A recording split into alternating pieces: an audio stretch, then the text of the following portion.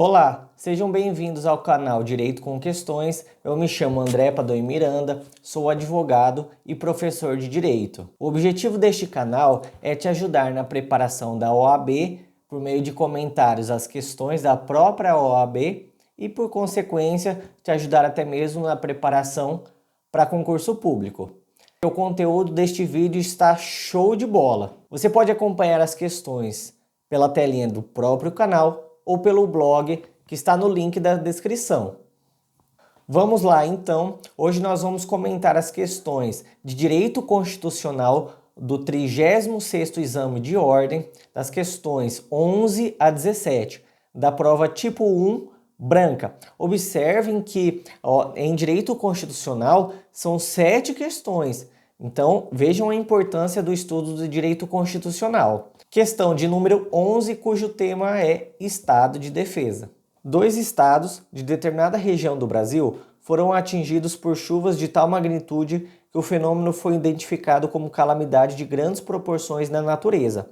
A ocorrência gerou graves ameaças à ordem pública e o presidente da República, após ouvir o Conselho da República de Defesa Nacional, decretou o estado de defesa, a fim de restabelecer a paz social. No decreto instituidor, indicou como medida coercitiva a ocupação e uso temporário de bens e serviços públicos dos estados atingidos, sem direito a qualquer ressarcimento ou indenização por danos e custos decorrentes. Segundo o sistema jurídico constitucional brasileiro, no caso em análise, letra A, houve violação ao princípio federativo, já que o uso e a ocupação em tela importam em violação à autonomia dos estados atingidos pela calamidade natural de grandes proporções. Letra A está incorreta. Por quê? Porque não houve ofensa ao princípio federativo. Falando em princípio federativo, nós temos o artigo 18 da Constituição Federal. Princípio federativo é a forma de Estado adotada pelo Brasil, no qual se destaca a União, os estados, o Distrito Federal e os municípios. Letra B. A medida coercitiva é constitucional, pois a decretação de estado de defesa confere à União poderes amplos para combater, durante o prazo máximo de 90 dias, as causas geradoras da crise. A alternativa está equivocada. Por quê? O prazo máximo estabelecido no estado de defesa são de 30 dias, prorrogáveis por igual prazo por mais 30 dias. Letra C.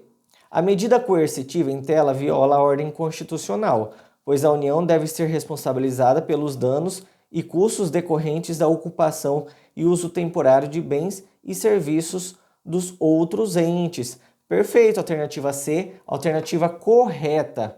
A União deve sim responder pelos danos causados, ok? Artigo 136, parágrafo 2º da Constituição Federal. Alternativa D, a medida coercitiva nos termos acima apresentados somente será constitucional se houver prévia e expressa autorização de ambas as casas do Congresso Nacional. Alternativa errada. Observe que, no estado de defesa, o presidente da República, ele ouve, por um lado, o Conselho da República e, por outro lado, o Conselho de Defesa Nacional. Ele não ouve o Congresso Nacional. Aqui a OAB, aqui a FGV, pode te pegar, tá? Então, cuidado. Observação, até eu repito, no estado de defesa, o presidente da República, ele não ouve o Congresso Nacional, tá? Ele somente, após decretado o estado de defesa, ele envia a justificativa para o Congresso Nacional. Mas ele ouve como forma de adotar, como forma de decretar o estado de defesa, o Conselho da República e o Conselho de Defesa Nacional. Cuidado com isso.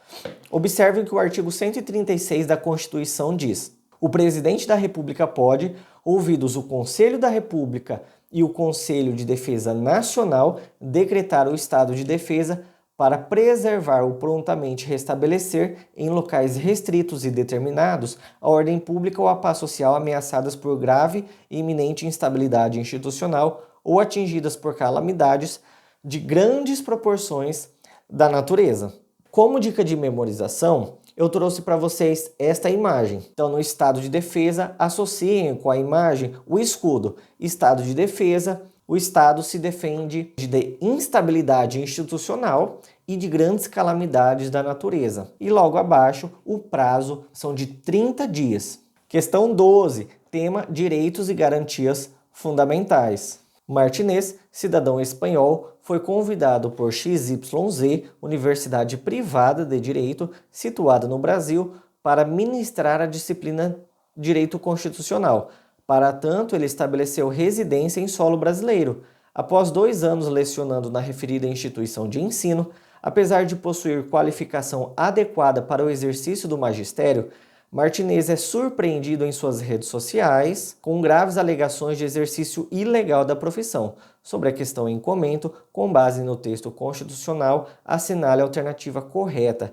Letra A. Martinez, na condição de estrangeiro residente no Brasil, goza de todos os direitos fundamentais e políticos assegurados pela Constituição de 88 aos brasileiros natos e naturalizados, podendo, em consequência, lecionar na Universidade de Direito XYZ.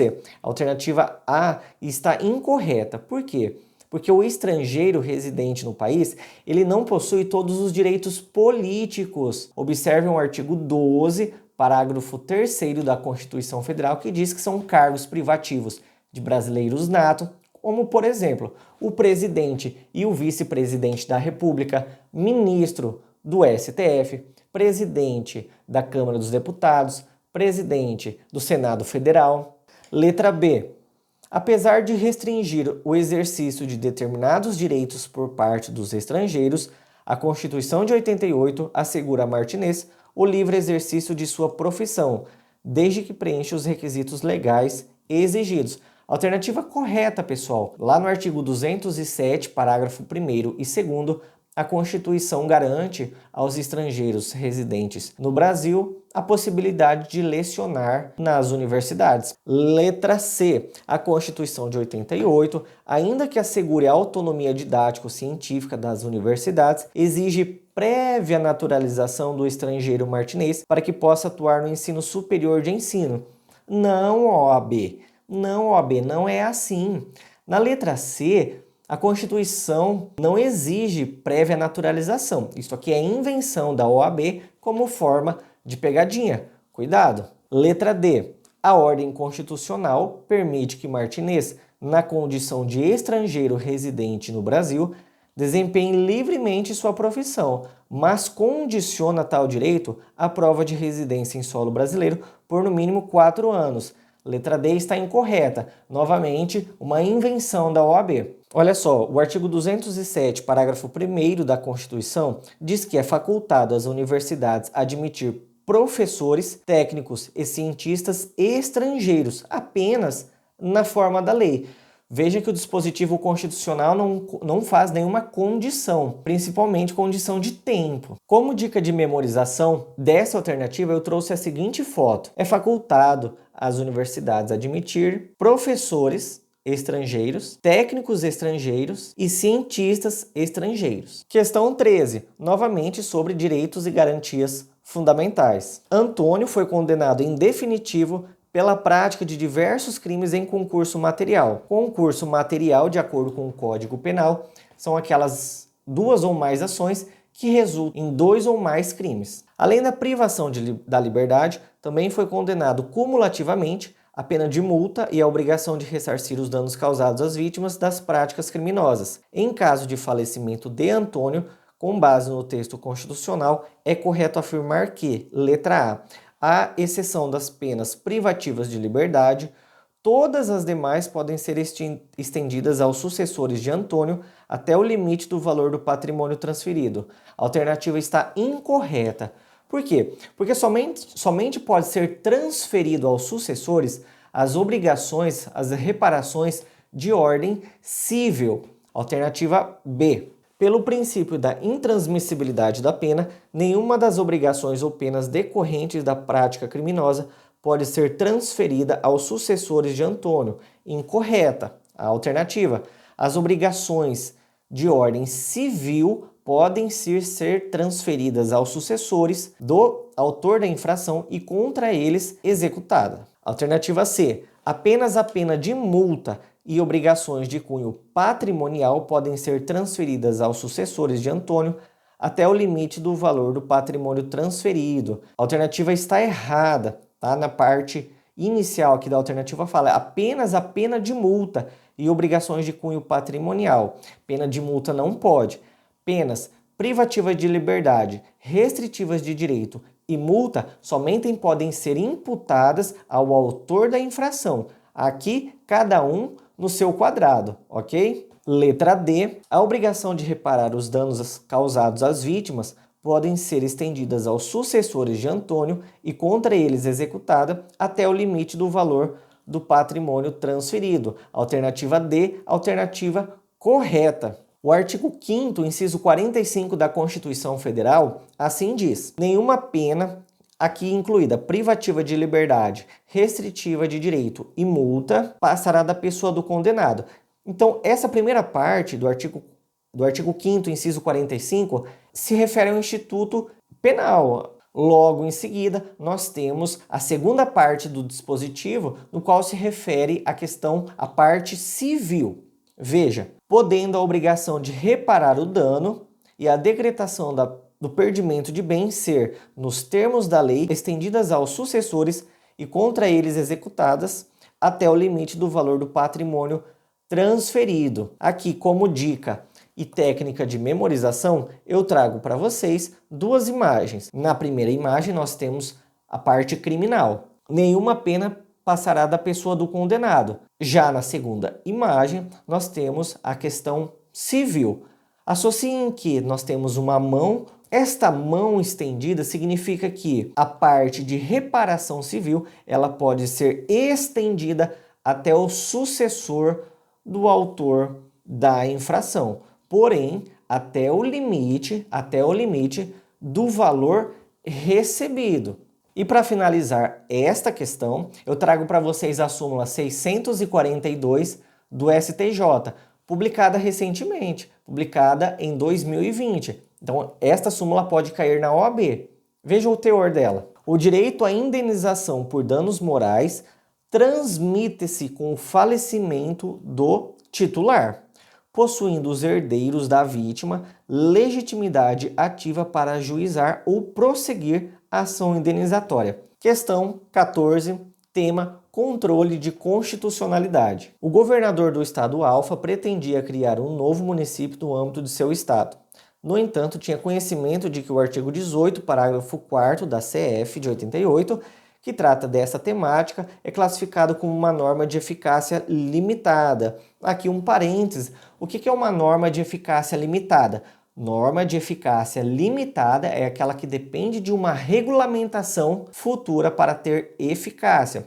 Como exemplo clássico aí da doutrina, nós temos o artigo 37, inciso 7º da Constituição, que assim diz: o direito de greve será exercido nos termos e nos limites definidos em lei. Continuando, que ainda está pendente de regulamentação por lei complementar a ser editada pela União. Em razão desta constatação, resolve ajuizar ação direta de inconstitucionalidade por omissão perante o STF, com o intuito de sanar a omissão legislativa. Ao analisar a referida ADO, o STF, por maioria absoluta de seus membros, reconhece a omissão legislativa. Diante dessa narrativa, assinale a opção que está de acordo com o sistema brasileiro de controle de constitucionalidade.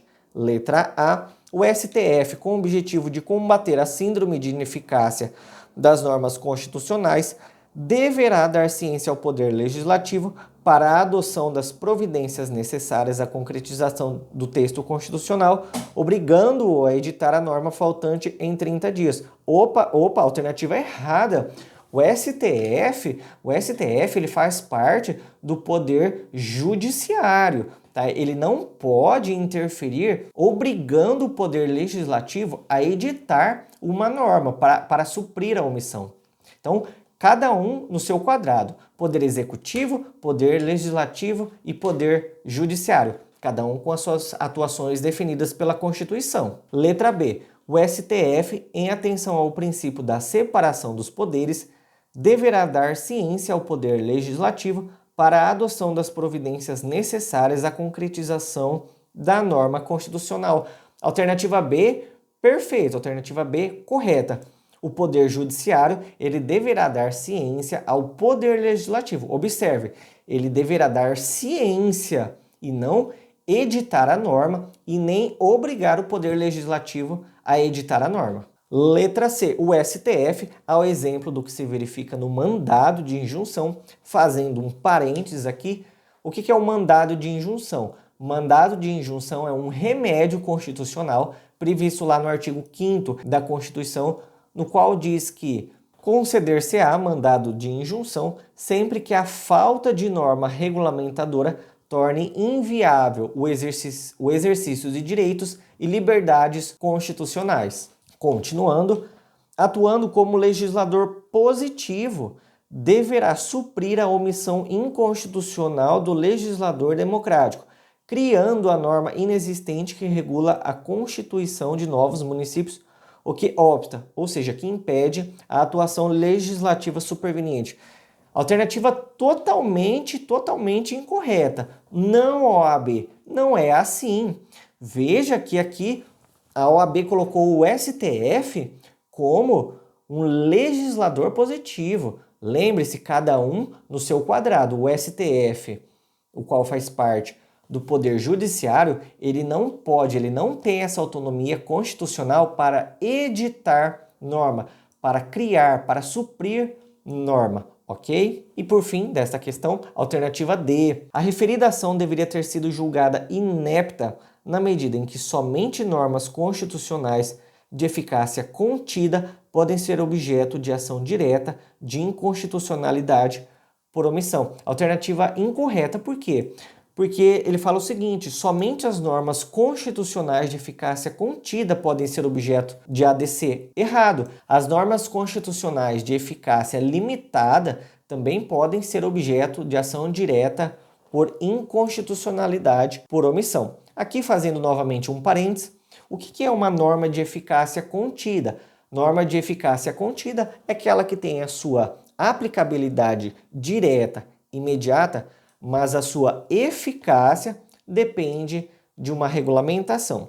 Artigo clássico citado pela doutrina é o artigo 5º, inciso 13 da Constituição. Olha só, é livre o exercício de qualquer trabalho, ofício ou profissão atendidas as qualificações profissionais que a lei estabelecer. Para esta questão, eu trouxe uma dica muito bacana, uma dica show de bola em relação aos legitimados para propor ADIM e ADC. Tenho certeza que depois dessa historinha que eu vou contar aqui para você, você nunca mais vai esquecer quais são os legitimados para ajuizarem ADIM e ADC. Acompanhem comigo esta imagem enquanto eu conto uma história bem bacana para vocês. Olha só, o presidente da República, ele convocou uma reunião.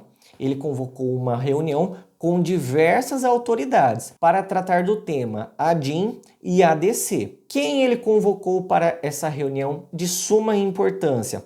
Ele convocou o Procurador-Geral da República, o Presidente da República convocou também o governador de estado, convocou o partido político. Observem que o partido político aqui tem algumas interrogações. Onde está o partido político? O partido político, embora tenha sido convocado, ele está no Congresso Nacional. Ele está lá com representação no Congresso Nacional. O presidente também convocou a mesa do Senado, convocou a mesa da Câmara dos Deputados e convocou a mesa da Assembleia Legislativa. Porém, pergunto para vocês, quem é que patrocinou essa reunião? Nós temos 2 patrocinadores aqui, tá? Para você decorar. Então, primeiramente, quem patrocinou esta reunião foi o Conselho Federal da Ordem dos Advogados do Brasil.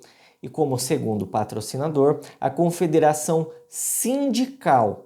Vamos ler então agora o artigo 103 da Constituição Federal para saber quais são os legitimados. O Presidente da República, a mesa do Senado Federal, a mesa da Câmara dos Deputados, a mesa da Assembleia Legislativa ou da Câmara Legislativa do Distrito Federal, o Procurador-Geral da República, o Conselho Federal da Ordem dos Advogados do Brasil, partido político com representação no Congresso Nacional e, por fim, a confederação sindical ou entidade de classe de âmbito nacional. Questão de número 15, novamente controle de constitucionalidade. O atual governador do estado Delta entende que, de acordo com a Constituição de 88, a matéria enfrentada pela Lei X de 15 de agosto de 2017, aprovada pela Assembleia Legislativa de Delta, seria de iniciativa privativa do chefe do Poder Executivo Estadual. Porém, na oportunidade, o projeto de lei foi proposto por um deputado estadual.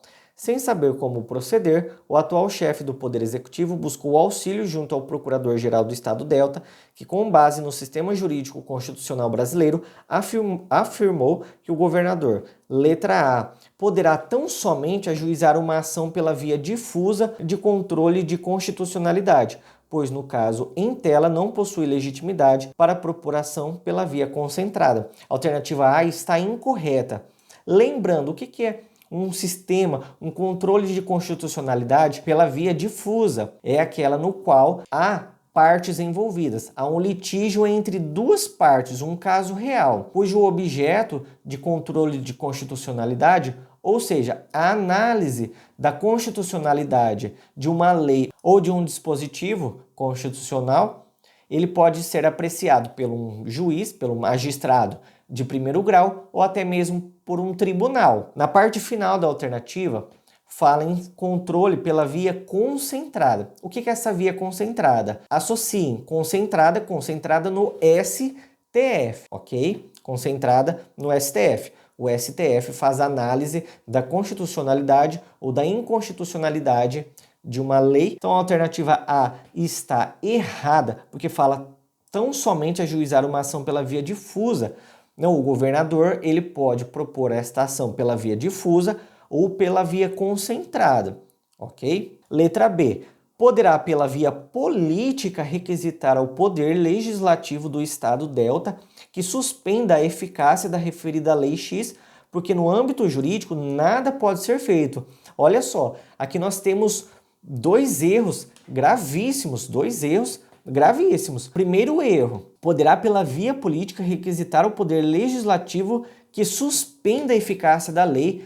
Totalmente incorreto. No controle de constitucionalidade, o Poder Legislativo ele não tem essa autonomia, ele não tem esse poder, tá, de suspender a eficácia da lei. Quem pode suspender a eficácia da lei é o Poder Judiciário. E na parte final da alternativa fala o seguinte: porque no âmbito jurídico nada pode ser feito. Ô louco, como assim nada pode ser feito? É no Poder Judiciário que pode ser feito alguma coisa para suspender, tá? Então aqui a plena violação do acesso à justiça. Poderá propor uma ação direta de inconstitucionalidade perante o STF, alegando vício de iniciativa, já que possui legitimidade para tanto. Perfeito, alternativa correta. Lembre-se que nos comentários da questão anterior nós falamos que um dos legitimados para propor ADIM e ADC é o governador de estado. Então o governador de estado tem legitimidade sim para propor ação direta de inconstitucionalidade. Letra D.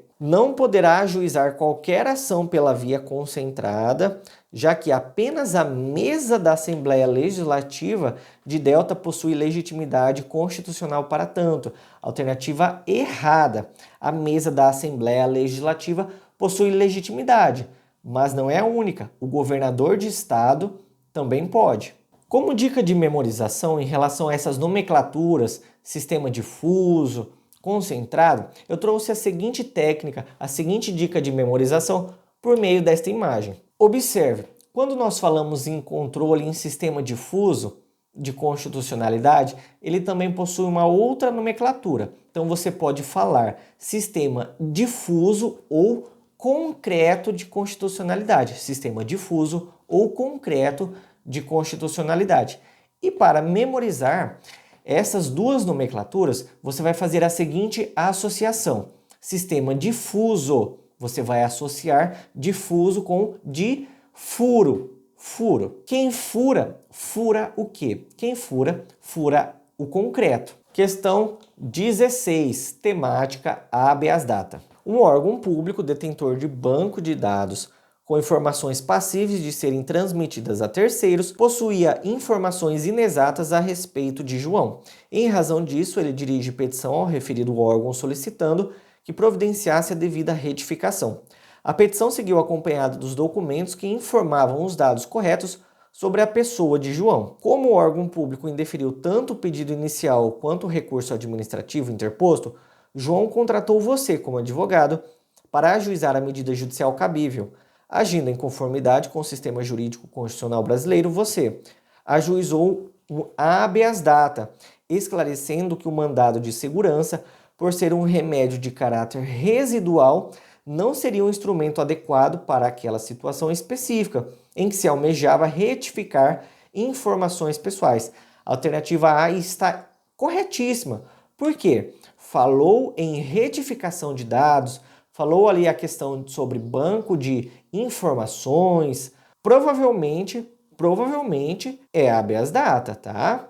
Olha só, outro ponto importante dessa alternativa se refere esclarecendo que o mandado de segurança por ser um remédio de caráter residual. O que é o caráter residual do mandado de segurança? Muito simples. O mandado de segurança ele só cabe quando não couber habeas corpus ou habeas data. Letra B. Ajuizou uma ação ordinária. Nada a ver ação ordinária aqui. Informando a João ser esta a única solução processual passível de atingir os objetivos pretendidos, já que a comprovação do direito líquido e certo pressupõe a dilação probatória. Essa alternativa está totalmente incorreta, primeiramente porque não cabe ação ordinária. Falou em retificação de dados, falou em banco de dados, alteração de informações relativos ao impetrante, cabe habeas data. E em segundo lugar, porque na parte final fala que a comprovação de direito líquido e certo se refere ao mandado de segurança. Pressupõe a dilação probatória. Errado. Mandado de segurança não pressupõe a dilação probatória. Muito pelo contrário, a própria lei do mandado de segurança prevê que, ao impetrar o mandado de segurança, o autor da ação já deve juntar com a petição inicial prova pré-constituída. Por isso, não cabe dilação probatória. Alternativa C. Impetrou mandado de segurança? Não. Mandado de segurança não se enquadra nessa situação de retificação de dados. Tendo cuidado de observar que a impetração se desse dentro do prazo decadencial de 120 dias. Ok, mandado de segurança, prazo decadencial de 120 dias. Correto. Porém, do conhecimento por João do improvimento do recurso. Essa parte está incorreta. Não é do improvimento do recurso, e sim o prazo decadencial do mandado de segurança são de 120 dias contados do ato impugnado. Letra D. Informou a João que a situação em tela é uma exceção à possibilidade de resolução no âmbito da esfera judicial, sendo que a sua solução obrigatoriamente se esgota na esfera administrativa. A alternativa é incorreta, porque aqui nós temos uma ofensa, novamente, ao princípio do acesso à justiça. Veja, que a sua solução obrigatoriamente se esgota na esfera administrativa? Não. Aqui nós temos a seguinte situação. Quando se esgota a esfera administrativa, nós ainda temos o poder judiciário para solucionar a situação. Observe que o artigo 5º fala sobre o mandado de segurança. Conceder-se-á mandado de segurança não amparado por habeas corpus ou habeas data. Observe aqui que o caráter residual do mandado de segurança significa quando não couber as duas palavrinhas começando com a letra H, habeas corpus e habeas data. Como dica e técnica de memorização desta questão, eu trago para vocês esta imagem. Habeas data. Quando que cabe habeas data? Qual é a finalidade do habeas data? Para assegurar o conhecimento de informações e para retificação de dados. E última questão 17, cuja temática é ação popular. Roberto, cidadão brasileiro, toma conhecimento que um órgão público federal está contratando uma conhecida empreiteira do estado Delta para a realização de obras sem promover o regular procedimento licitatório. A fim de proteger o interesse público, busca obter maiores informações junto aos setores competentes do próprio órgão. Sem sucesso, passa a considerar a hipótese de ajuizar uma ação popular, a fim de anular os atos de contratação, bem como buscar o ressarcimento dos cofres públicos por eventuais danos patrimoniais. Antes de fazê-lo, no entanto, quer saber as consequências referentes ao pagamento de custas judiciais e do ônus de sucumbência, caso não obtenha sucesso na causa. Você, como advogado, então, explica-lhe que, segundo o sistema jurídico constitucional brasileiro, caso não obtenha sucesso na causa, letra A, não terá que arcar com as custas judiciais e com o ônus de sucumbência, posto que o interesse que o move na causa é revestido de inequívoca boa-fé na defesa do interesse público. A alternativa A está correta, é isso mesmo. No caso de ação popular, quando o autor da ação possui boa-fé, ele não tem que pagar nem as custas processuais e nem o ônus de sucumbência. O que é o ônus de sucumbência? É ter que pagar honorários advocatícios para o advogado da parte contrária, para a parte vencedora, ok? Então a alternativa A está correta. Alternativa B, somente terá que arcar com as custas judiciais, mas não com os ônus sucumbenciais, posto se tratar de um processo de natureza constitucional que visa salvaguardar o interesse social. Novamente, na ação popular, caso o autor haja com boa-fé, ele não precisa pagar os ônus de sucumbência e nem as custas processuais. A Constituição Federal assim estabelece. Letra C. Terá que arcar com as custas judiciais e com os ônus de sucumbência, como ocorre ordinariamente no âmbito do sistema processual brasileiro. A alternativa está incorreta. Não terá que arcar com qualquer custo, considerando que a Constituição Federal de 88 concede aos brasileiros isenção de custas em todos os chamados remédios constitucionais. Creio que os candidatos possam ter ficado com certa dúvida nessa alternativa D. Ela chama a atenção, né? Ela induz a marcá-la. Porém, está errado. A Constituição Federal, ela não garante isenção no pagamento aqui para todos os remédios constitucionais, e sim somente para alguns remédios constitucionais. Observe o artigo 5º, inciso 73 da Constituição Federal, que assim diz sobre a ação popular. Qualquer cidadão é parte legítima para propor ação popular, ficando o autor, salvo comprovada má-fé, isento de custas judiciais e de ônus de sucumbência. Já nos finalmente desta questão, observem esta imagem para você nunca mais esquecer quais são os remédios constitucionais gratuitos. Quando você for ao postinho de saúde do direito, peça os seguintes remédios constitucionais, pois eles são gratuitos: habeas corpus, habeas data e ação popular. Novamente, os dois primeiros começando com a letra H: habeas corpus, habeas data e ação popular. Então, pessoal, por hoje foi isso. Não esqueçam de me acompanhar nas redes sociais, no link da descrição, a página do meu Instagram e também o blog. Confiram o blog porque ele tem comentários, conteúdo complementar desta aula. Grande abraço e até mais!